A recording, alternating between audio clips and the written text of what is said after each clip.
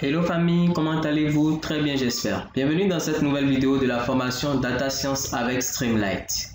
Comme vous le saviez, nous sommes sur les bases de la programmation Python.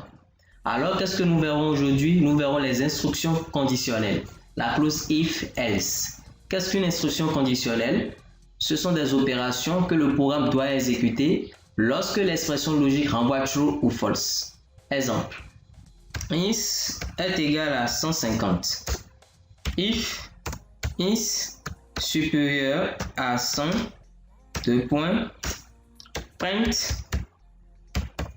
is dépasse 100. Et là, ça nous renvoie is dépasse 100, puisque nous avons défini la variable is sur 150. Si on l'avait défini sur 15 par exemple, vous allez constater que ça n'allait rien envoyer. Alors, comme vous le constatez, ça n'a effectivement rien envoyé, puisque la condition n'a pas été respectée.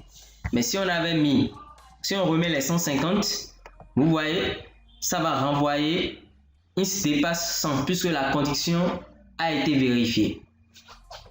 Alors, comme vous le constatez, on définit d'abord une variable is, en lui assignant la valeur 150. Ensuite, on définit une expression logique permettant de vérifier si is est supérieur à 100 ou pas. Dans cette expression conditionnelle, lorsque l'expression logique est vraie, c'est-à-dire renvoie true, on affiche un message indiquant que is est supérieur à 100. Alors, voyons les expressions alternatives. Comme exemple d'expression alternative, nous avons par exemple is égale à 150.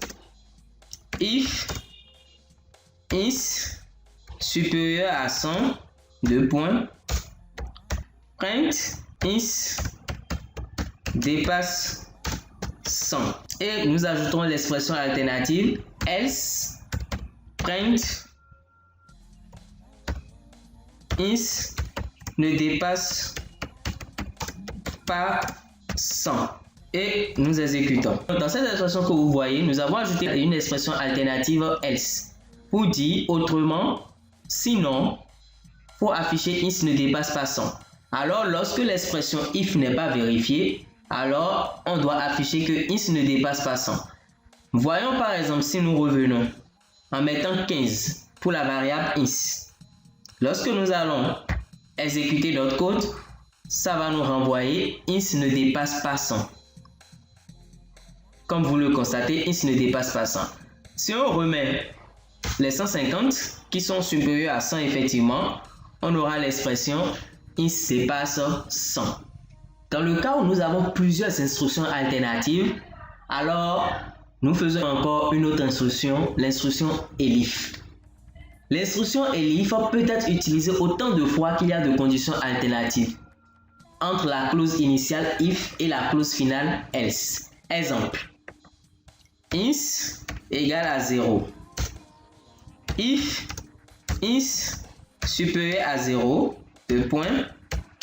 print is est positif. Elif is inférieur à 0, print is est négatif.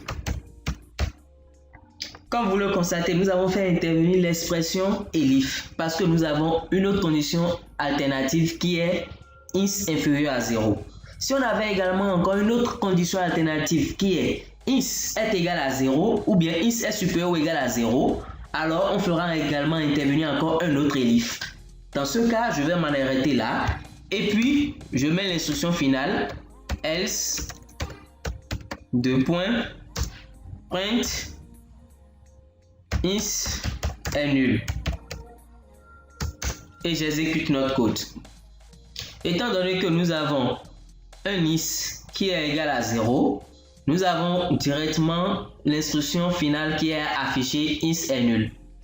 Puisque is égale à 0 ne respecte pas la condition if ni la condition elif.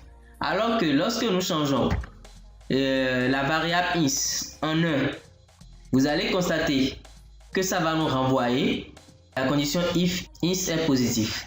Si nous changeons is en -1, ça nous renverrait x est négatif. Comme vous le constatez, nous avons effectivement x est négatif. Hello famille, nous sommes à la fin de cette vidéo formation. Merci de votre attention. Si vous n'êtes pas encore abonné, abonnez-vous à la chaîne pour ne rien rater. Et si vous avez aimé la vidéo, likez et partagez. On se dit à très bientôt.